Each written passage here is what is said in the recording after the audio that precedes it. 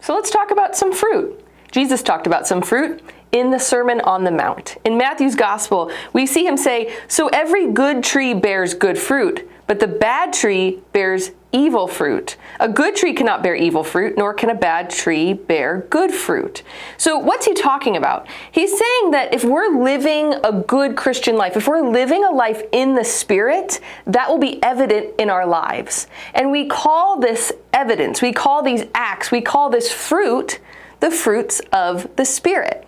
Now, the Catechism outlines 12 fruits of the Holy Spirit, and we get them from a list that St. Paul makes in Galatians.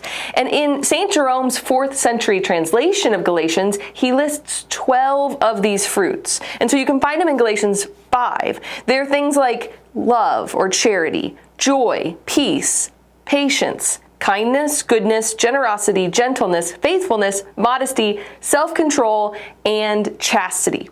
So how are the fruits of the Spirit different than the gifts of the Spirit? Well, the gifts of the Holy Spirit are permanent dispositions in our soul that are given to us in baptism and confirmation. The fruits of the Spirit, then, are the effects of living those gifts. And so when we look at this list, we see that Paul's outlining first the fruits of the flesh, that when we live by the flesh, when we live by our base desires, our lives reflect that.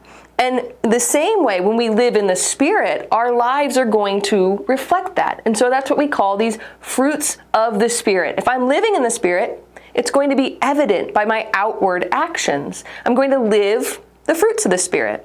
And so when we see Paul talk about things like charity, for example, that's not the theological virtue of charity. It's the fact that I am going to live charitably. You're going to see me speak charitably and act charitably. I'm going to live generously. I'm going to live with self-control, so that when we live in the Spirit, you can see that evidence in our lives.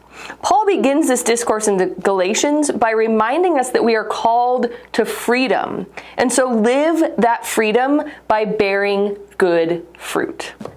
And that's a little theology in 3 minutes. Hey friends, thanks for watching. If you like Theology in 3, please like, subscribe, and share. And leave your feedback in the comments because I would love to dialogue with you. There's a lot more content coming. God bless.